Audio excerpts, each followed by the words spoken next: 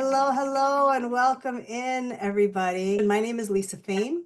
I'm CEO of Center for Mentoring Excellence, and we are here for episode 23 of our Thought Leader Conversations, which are really infused with joy and a way to talk about topics that are related to the field of mentoring and help us achieve mentoring excellence. Kris is a two-time entrepreneur, a best-selling author, and a keynote speaker who helps leaders silence their inner critic and lead with confidence. I met Kris through a business mastery program for speakers that I participated in earlier this year, and it was transformational because of the content, but also because of Kris's expert coaching and really ability to walk the talk that he writes about. So I'm really honored that he's with us today. He's the author of Overcoming the Impostor, Silence Your Inner Critic and Lead with Confidence. He's coached and taught entrepreneurs in 6 of 7 continents, and his work's been featured in Fast Company and Yahoo Finance, and he currently serves as the Dean of Entrepreneurship at the Professional Christian Coaching Institute, as well as a business mastery coach with Heroic Public Speaking, which is the program where I had the pleasure of working with Kris. And here is a fun fact that we all want to know more about. With both disbelief and awe, Kris has not eaten a single donut in 18 years. Not one donut in 18 years, which proves that his discipline runs deep. So welcome, Kris. Delighted that you're here. Thank you, Lisa. I'm so glad to be here. This is going to be a fun conversation, I can tell. I mean, such restraint. I sort of like not even a maple bar or a bear claw or nothing. Not a one. That's really Not a one.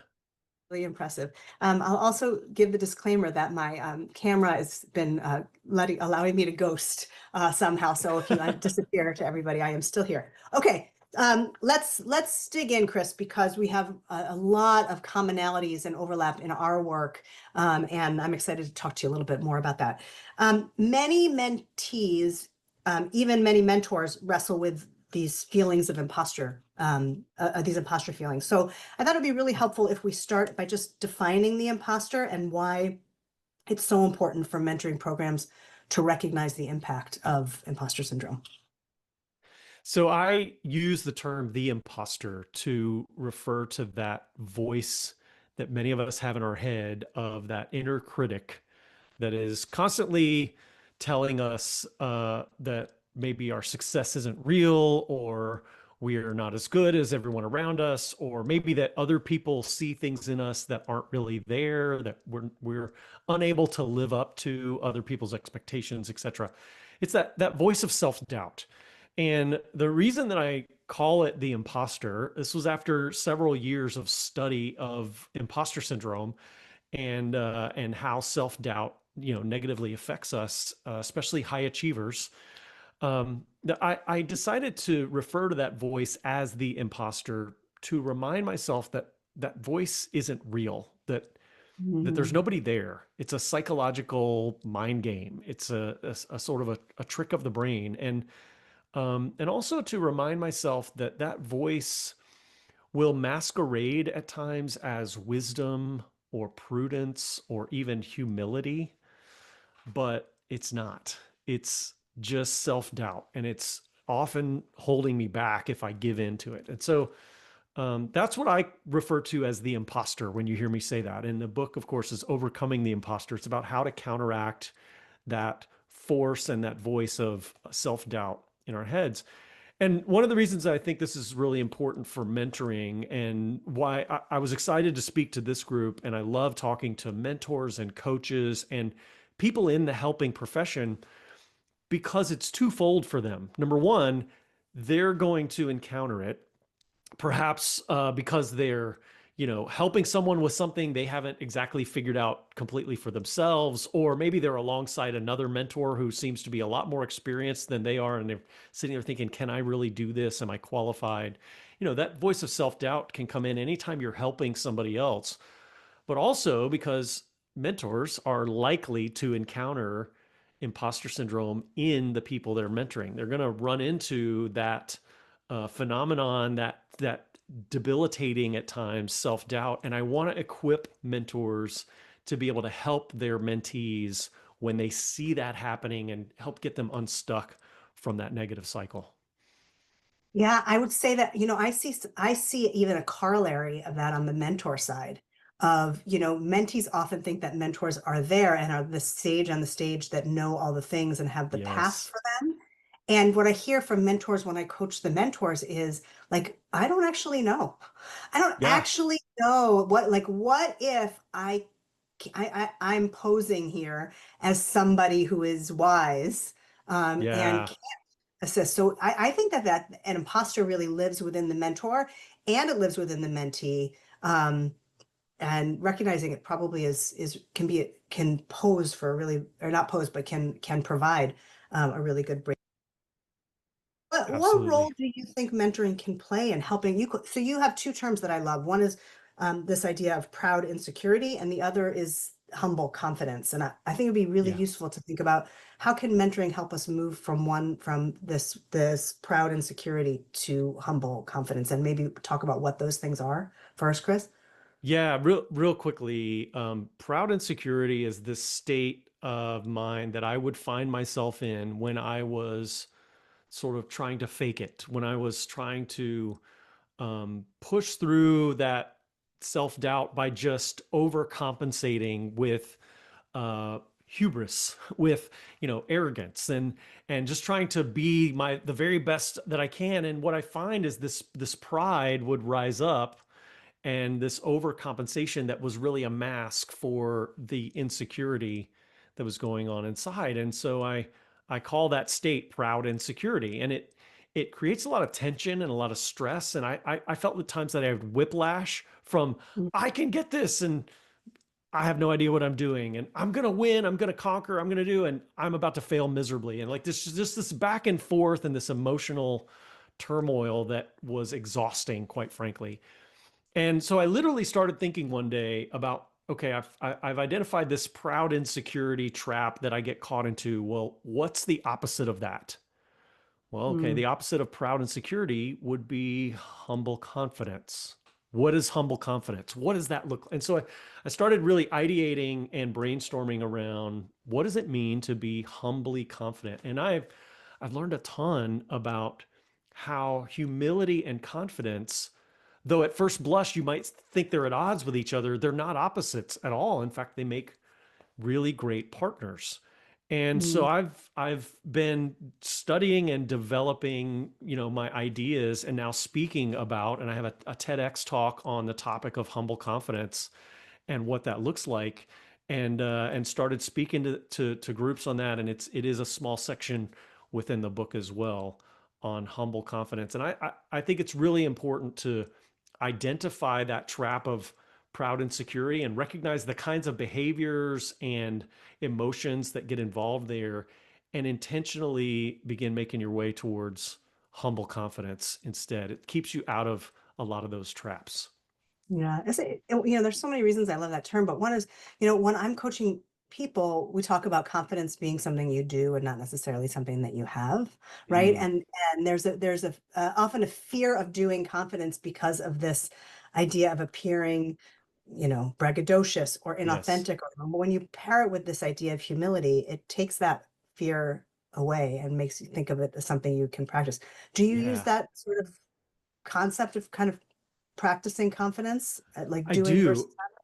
And in fact, the where humility and confidence are great partners is that they do keep you in that safe zone. Because Mm, confidence without humility, I think, will turn into arrogance and hubris and unhealthy true. pride. And Mhm, humility without confidence will turn into self-deprecation and, just being sort of self-defeating, and it can get unhealthy. So there's a balancing factor that happens when you couple humility with confidence, and you sort of tie those things together. mm, And you mentioned behaviors. It is a set of behaviors. It's a set of habits that I've developed. Things like being really quick to say I don't know when you don't have an answer to something. But I don't mm, know doesn't have to be the end of the sentence. You can say I don't know, but here's some ideas. I don't mm, know. I'm not the expert here, but here's how I would go about learning about that. I don't have the answer, but here are some things we could explore, right? And so just being really quick to lead with I'm not pretending to be the answer. That takes me out of that proud insecurity where I'm in the trap of setting myself up as the expert when I'm not. And it allows you to really ideate very freely without worrying about whether you're right or not, because you haven't set the expectation that you've got the perfect answer at that point. Yeah.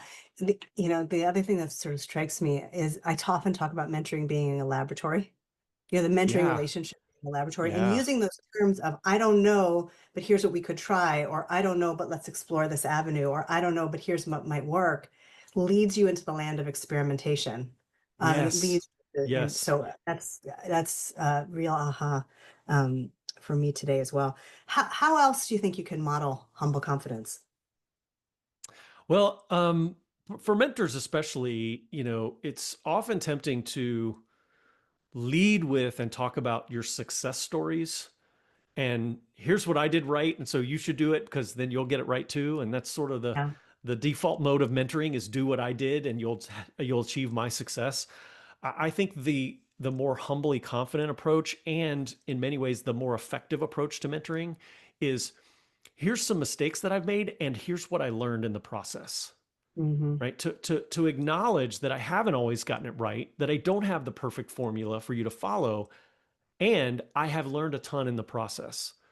And so you can benefit from my experimentation and even my mistakes and quote failures, because I don't really believe in failure unless you learn nothing. Failure is only truly failure unless you don't learn from it. Otherwise, it's just a step in the process of success, Yeah. and part of that experimentation. So I think a mentor can model humble confidence by leaning into their setbacks and mistakes and quote failures as much as their success stories and their victories, and reframing those failures as learning and talking about the process. Not only does that again free you from having to look like you have it perfect and you've got the perfect plan, but it models for the mentee that idea that failure is a learning process, that failure is not the opposite of success, but it's an integral part of success because it's the step to how you get there. And it relieves the pressure then from the mentee of having to have it perfect and get it right every time. And that just opens up for a much more rich and honest conversation between the both of you. Yeah, the other piece that I love about that is it's foundational to setting up psychological safety and trust in a relationship. When somebody who is Yes. perceived, you got this hierarchical difference, and so many mentors are like, there's no hierarchical difference. There's no, there is. Yeah. Every mentee is going to feel as if they are taking from their mentor, Right. right? Right. So for the mentor to then share what the failure had been, right? The mistake or whatever it is, and then to be able to capitalize on that learning really sets the stage for the mentee then to share their own um, challenges and what have you. Um, Yeah. I, I want to talk about your favorite advice and mine, Kris, which I say with a wink, Yeah. which is this fake it till you make it. So Yes. let's talk about fake it till you make it, how that what you really think of that term. Yeah, I'm not a fan, as you might surmise from Lisa's sarcastic wink there. I think fake it till you make it, though often given with sort of a good heart of like, just go out there and do the thing.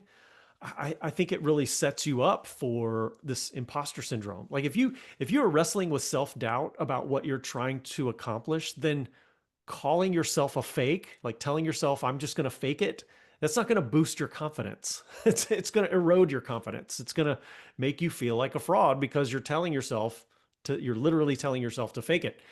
And not only that, it's going to erode your confidence, but when you're faking it, you're acting like you don't need any help.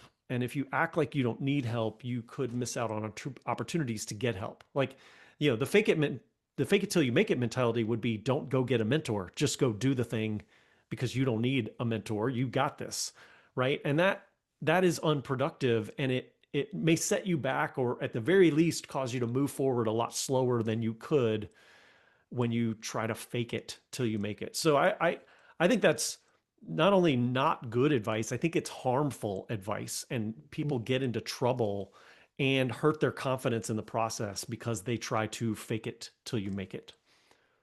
So what's the reframe?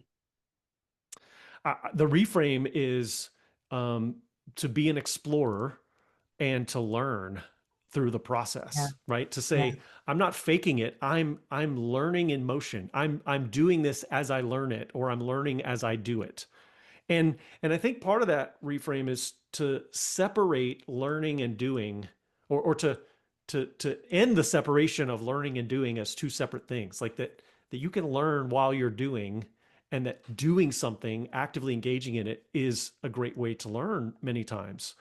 And while there are certainly situations where it is irresponsible and dangerous to sort of learn on the fly, I don't want my surgeon or my airline pilot to say, well, I'm experimenting and figuring this out along the way as I go. Um, most of life situations are not that dire. Most of life situations are not life and death. And so we can go into a situation saying, hey, this is new to me. This is my first time. Or maybe I'm early in this process and I'm likely to make some mistakes, but I'm going to figure it out along the way. And I don't have to fake it. I can just acknowledge that this is how I get better. This is how I achieve mastery. yeah. I want to drill down on a term you used because having read your book, I know you use it and I loved it, and it ties into the idea of curiosity to me, which is one of the greatest skills that we can have as learners. But you use the term explorer. Yeah. And you mentioned it just kind of in passing in your last response, but I think it would serve us all well. Talk a little bit more about that, Kris, about the role of explorer and what that means. Yeah. There's really two approaches that I've seen to dealing with the imposter, that voice of self doubt. And one of them is the tour guide, which is the person who follows a script and stays in their comfort zone and makes the same loop over and over. And they build their confidence from being the smartest person in the room and having all the answers, and essentially staying in their comfort zone. They don't get off the tour. They don't get outside of the area where they have scripted answers to everything that could possibly come up. And in many ways, when you're in proud insecurity, you think and act like a tour guide. You try to stay where you have the answers, and you avoid anything that threatens your confidence or where you're unsure or uncertain. And so that's one approach, which essentially is the approach of avoiding self-doubt, avoiding the imposter. Just stay in your comfort zone and rely on your expertise to hold up your confidence. But the other approach is the explorer mentality. The explorer mindset is the person who's not only willing to get outside their comfort zone, they actually get excited about getting outside their comfort zone. They actually look forward to new territory and new obstacles and challenges. And the explorer is someone who understands that sometimes you take a path and you hit a dead end and you realize it's not going to get you where you need to go, and you have to double back and try something different. But that's not failure, that's learning. And that's Mhm. part of the exploration process. So again, this explorer mindset is one that says every time I get an outcome I didn't expect, is I it's a learning process, and it makes me better, and that actually gets me closer to what I'm trying to achieve, not farther away from it. So I embrace those things, and every one of them makes me a little bit better. And so these two mentalities, tour guide and explorer, are they're kind of choices and mindsets you can adopt when you are confronted with self-doubt. And it's either I run from the self-doubt and I retreat to my safe space where I have expertise I can rely on, or I rely on my ability to learn and grow through the process, and that self-doubt really has no hold over me, because sure, I don't know exactly where I'm at or what I'm doing. I'm in learning mode. This is what I'm supposed to be doing, is figuring this out. I don't have Mm, expertise because I'm developing it right now, and that's okay. So that's the explorer mindset, and it really comes down to drawing your confidence not from having the answers, but from your ability to find the answers. That actually the learning ability is what gives you confidence that I can figure this out even though I don't know everything right now. mm. I love that. I love that. And interestingly, the mentor shouldn't be the tour guide either, right? That's I right. mean, in some ways, the mentor kind of helps you hold helps the mentee hold the compass. Yeah. But but it's really a powerful metaphor. So thank you so much for that. Let's talk a little bit about your own experience with mentoring as well. Mm. Can you kind of reflect on your own journey, Kris, and think about who's been a mentor to you and what made that person effective? Yeah, I've had many, and I didn't always recognize them as mentors at the time. Sometimes it's a boss, sometimes it's a colleague who just is a little further down the road and is kind enough to come alongside and give you some advice. I remember when I started my very first business, which was a consulting firm. There was a guy that I knew that had been running a consulting firm for a little while, and he was kind enough to take me to lunch and talk me through some of the ins and outs. And every now and then when I would get stuck, I could give him a call, and he would, we would gather at a whiteboard, and he would draw something for me, and you need to think about it this way. And it was immensely helpful. And then, of course, there have been times that I've um, actively sought out or even hired a mentor in the form of an executive coach or somebody who was, part of a program that I was learning from. And man, some of those conversations have been so pivotal that they're etched in my mind. I remember Hmm. one particular time I was with a guy who was a very seasoned executive, CEO of a healthcare company, and he and I would have lunch about once a month, and he I was struggling with the fact that I never went to college. I don't have a college degree. So you've read my books, you know this is part of my story, but for others may not have heard, I struggled for a long time growing and running my entrepreneurial businesses, that I worried that somebody would figure out one day that I didn't have a college degree, and that would be the moment that it all unraveled. That like it would be on my undo. Everybody would just go, "What? Hang on, let's stop. Let's hang on. You're not the right guy. We need to work with somebody else." And uh, and so I was always afraid somebody would figure that out, or that it would come up, or somebody would ask a question that would reveal that I hadn't gone to college. And one day, this particular mentor, he gave me a list of very successful people, names like Bill Gates, and people that were notable, visible in the business and tech community in particular. And he said, "Kris, go do some research and figure out what all these people have in common." And that was it. That was all. That was all he gave me. And I went and did some looking, and eventually I figured out it was none of them had a college degree. Mm. Some of them had been to college but had dropped out. Some of them, they had different stories, but none of them had graduated from college. None of them had a degree, other than maybe an honorary degree that they got after they were wildly successful. And so just that little gesture, from him was, as I said, it sort of marked me, and it helped me remember in those moments when I would be fearful of like, oh yeah, this is not the limiting factor that I think it is. And there are Mhm. lots of other people who, very publicly, it's well known that they didn't go to college and they've been very successful. And so that's just a couple of little examples of how mentors have been so helpful to me. And there are many, many more. Yeah. How can you like just trying to get in the weeds just a little bit, or maybe I want to say a little more tactical. Um, that's a great example of an exercise that a mentor can do to help a mentee, or at Yeah. least that yours did to help you in that.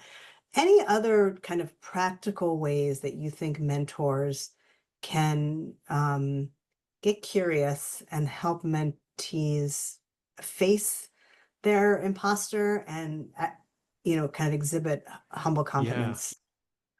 Well, I'll start with maybe a don't, and then give you Hmm. the opposite of that. Yeah. What I Yeah. don't think is effective is what I call cheerleading.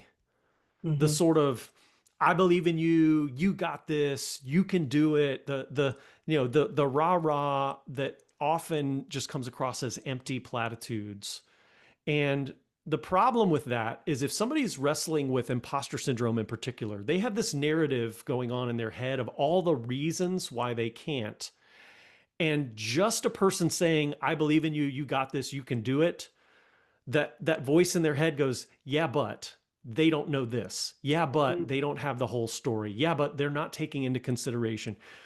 And so what I think is powerful, and what mentors should do instead, and this frankly applies to bosses and leaders and organizations, but I think particularly in mentoring situation is um, take the emotion out of it and confront them with the facts.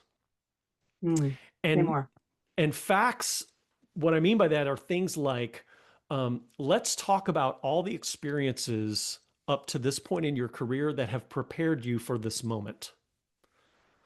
Let's look at all the things you have come through before where you were not comfortable and you were unsure, and yet you managed to get through it and you figured it out. Let's look Mm. at the ways that you are uniquely qualified above everyone else around you to tackle this project or to take on this job or this role. I remember, Lisa, you'll appreciate this because we met through Heroic Public Speaking. I had another professional speaker from that program call me up one time, and she said, "Kris, I'm about to give this presentation to this industry conference, and I need some help. She was wrestling with imposter syndrome. She's like, I don't know that I'm qualified. Are people going to listen to me or this?" And I walked her through a couple things. I said, "Okay, let's think about this. You you are a voice. You are a respected voice in your industry." She has a very popular podcast. You have unique proprietary research that your team has conducted that no one else has, and it's vetted, it's quality. You have good data, Mhm. and you have been trained at Heroic, where we've worked together on the art of crafting and delivering a message. And I said to her, I think there's literally no other person on the face of the earth who's more qualified to give this speech than you are. And Yeah. she went, "Oh my gosh, you're right." So I was like, regardless of where you feel like you are on equipped or not equipped, ready, not ready, nobody else is more ready. So it's you. You are the person who is Yeah. there. And she went and crushed it. She did amazing. But notice I didn't say, "Oh, I've heard you speak. You're awesome. I love it. You're great." I didn't any of that. I said, Too subjective, right? let's look at the objective truth of the Yeah. situation. You are equipped for this. You've been trained for it. You've got great data. You have a message that needs to be heard, and you're the person to deliver it. And she said, "Yeah, you're right." Yeah. That's great. I mean, just to help them focus on the objective stuff, because it is the subjective voice in our head that holds us It back. is. Yeah. Yes. And that subjective voice is often bringing up facts of the situation. Well, what about this problem? What about this you did? What about so you got to counteract that with the positive truth of the Yeah. situation. Yeah.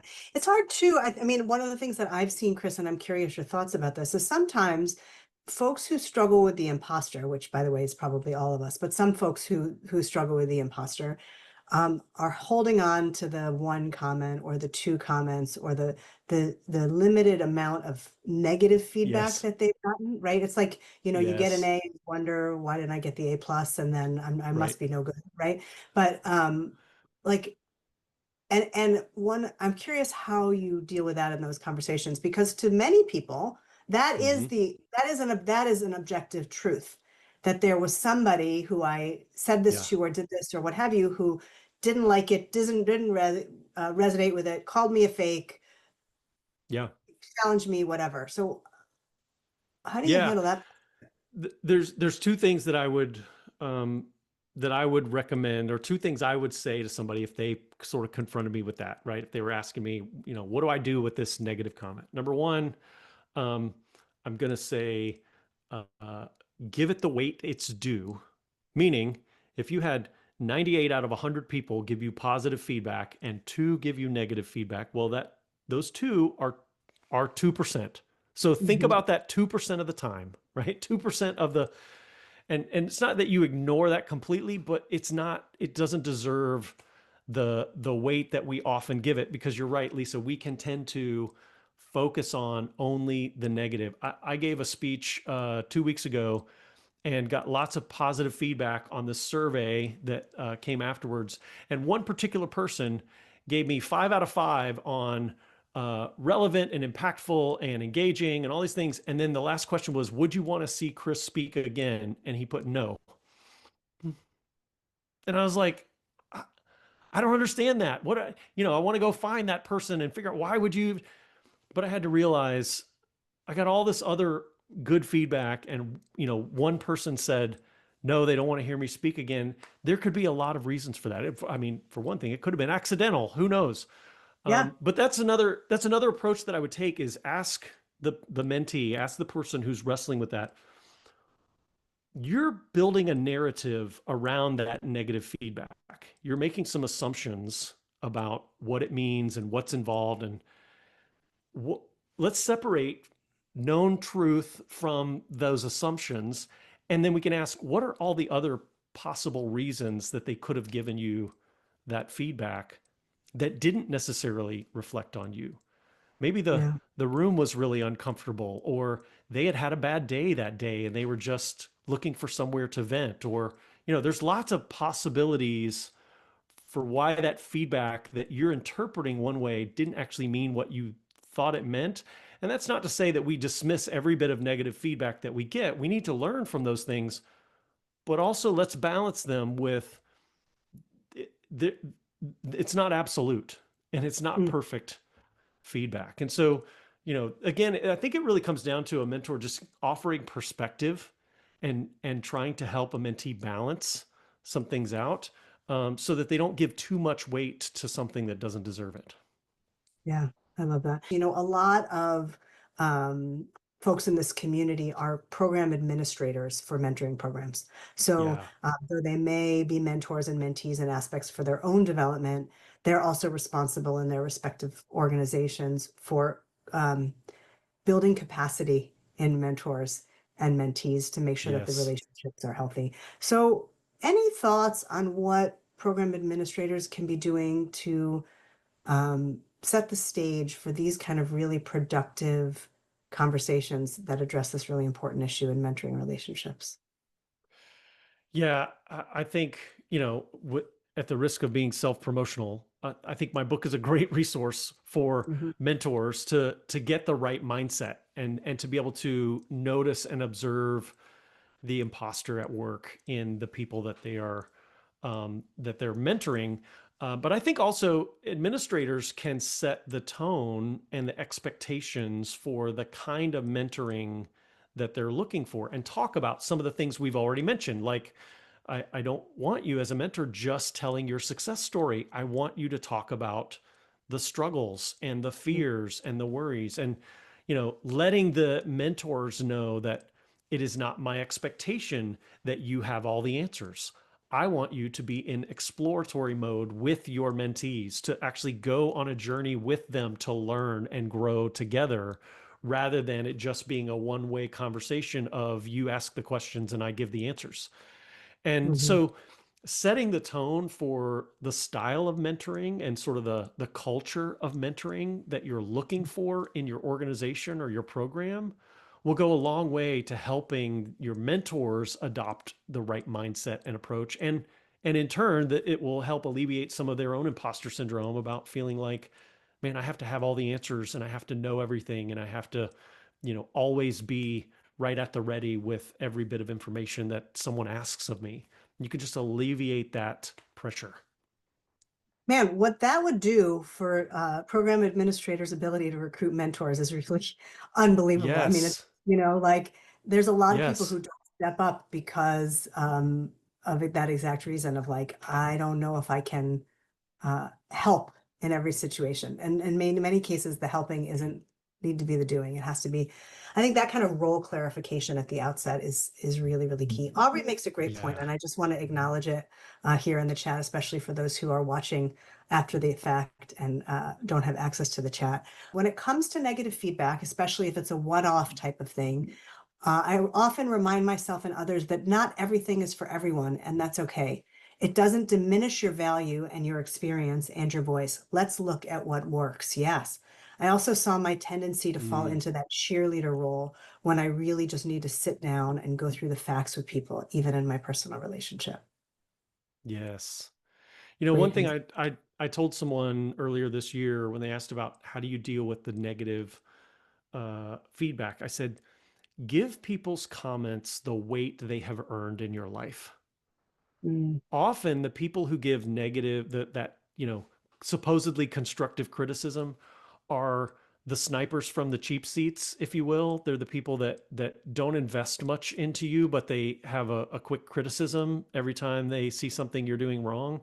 And I just say, okay, those people can offer those opinions, and I'm going to give them the weight that those people have earned by how much they have cared about me, helped me, how much they have been there. Now, if a boss who has mentored me and has been with me and helped me grow and learn, if that boss has some constructive criticism, I'm surely going to take that, right? If a mentor who's been alongside me for a long time says, "Hey, I see something in you that could be improved," I'm all ears. But if it's just somebody sitting in an audience who, just always likes to find something critical to say, which, remind yourself that there's those people out there that they just thrive on finding a problem with someone. um, I'm going to take what they have to say. I'll listen to it. I'm not going to totally ignore them, but I'm going to give it about that much weight in how it's going to affect me, how I'm going to let it burden me, or how much I'm going to adjust my life, my work, or my approach based on that feedback. They've earned that little bit of weight in my life, and so that's all they get. Stacy says, I have an employee that used to tell me I'm trying after I would compliment her project work. I started responding with, no, you're doing, and you're doing it well. She Mm, would tell me where her project was failing. I started to reiterate where she was learning. I love that. It opened the yes. door for us to address the imposter syndrome at a deeper level in future conversations.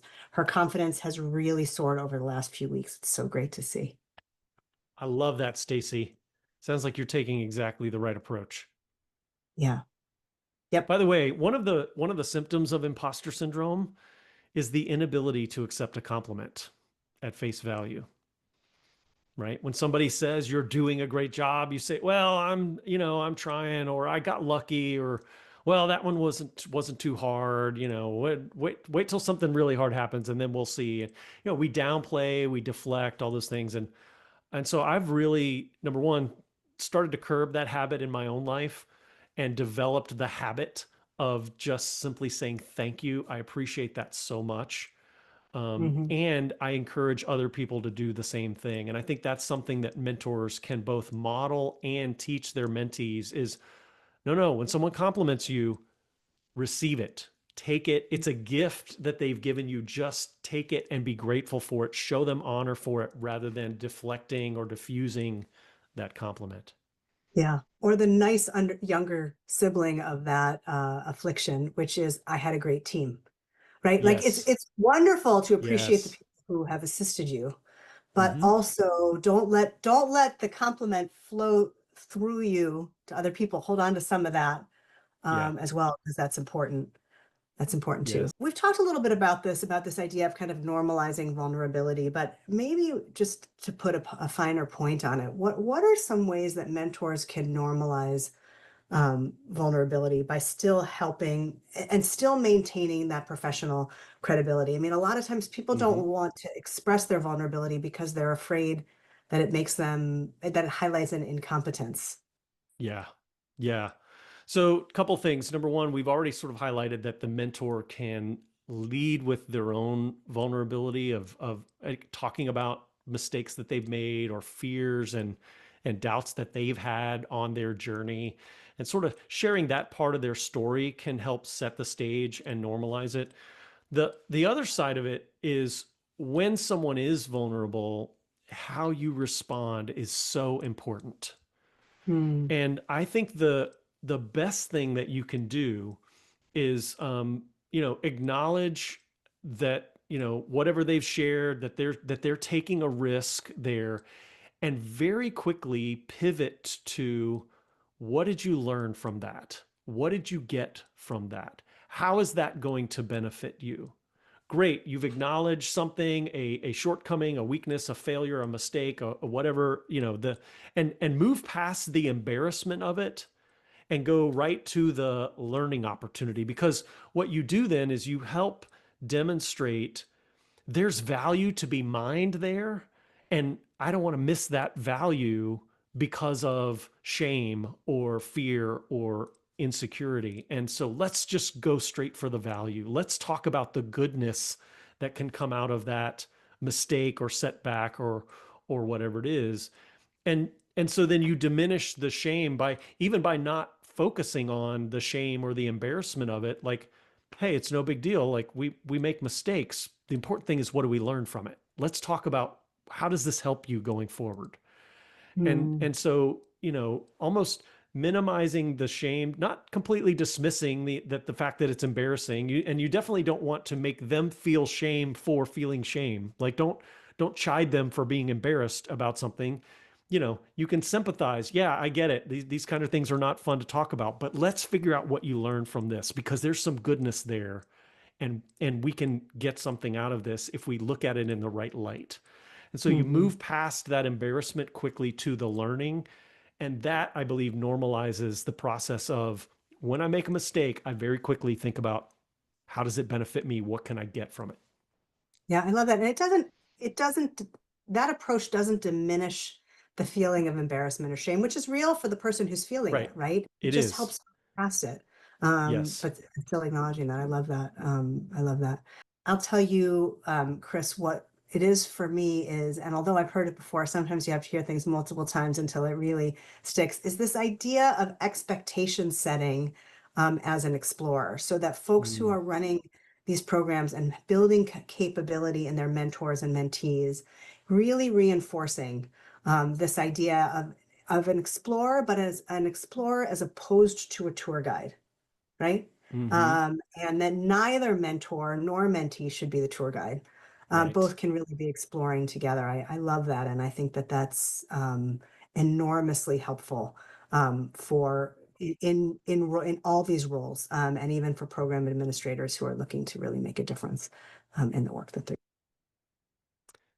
Aubrey says, I loved the explorer theme as well. It ties so well into the idea of play, which in my opinion makes space for Mm. vulnerability, and play and space for finding what doesn't work and what does work. Yeah, play is so much aligned with experimentation. What are your thoughts, Kris? Yeah, it is. And that idea of, you open up a lot of opportunity for creativity when you are not fixated on getting it right the first time.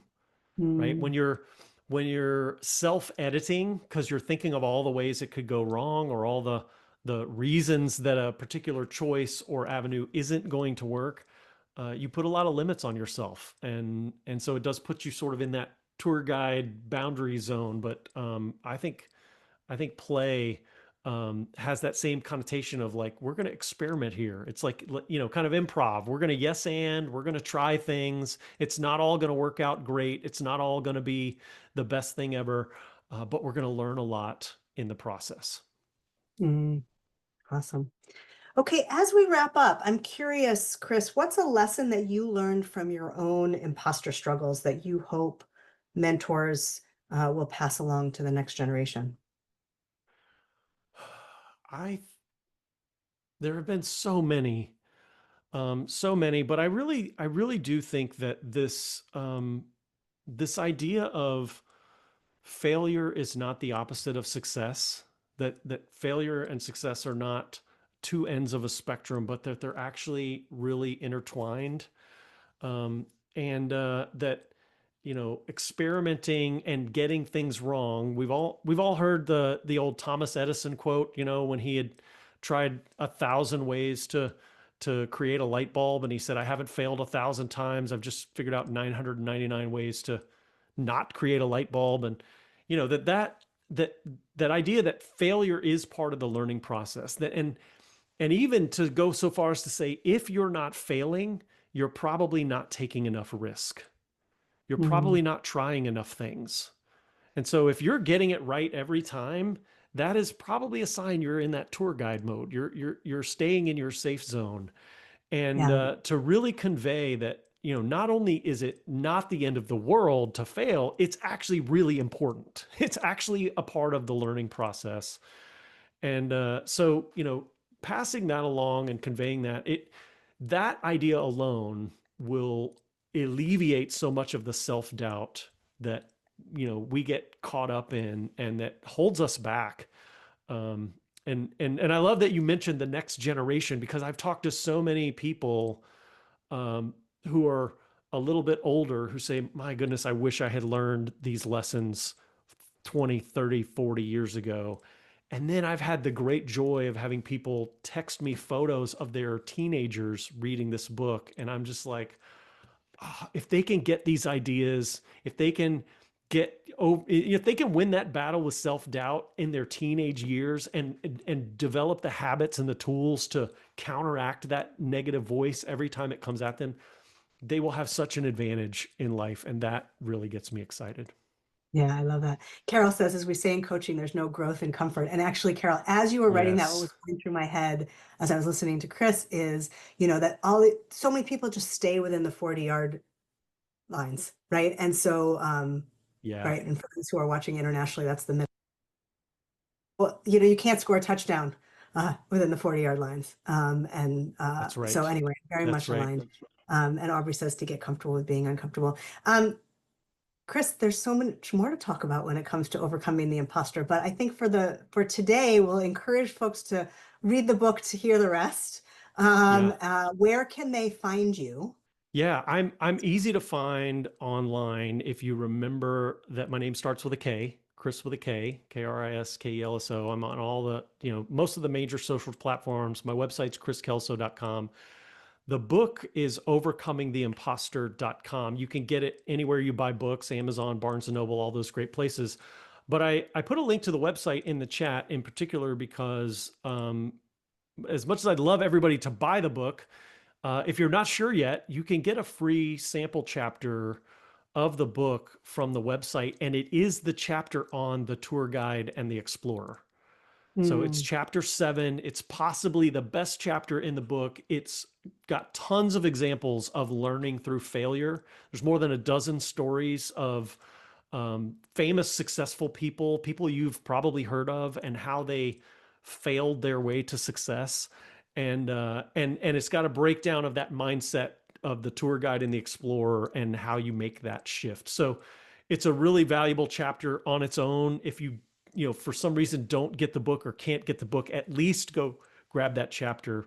And I think as a mentor, that chapter alone is a great one to share with a mentee, and then like, let's have a conversation about this.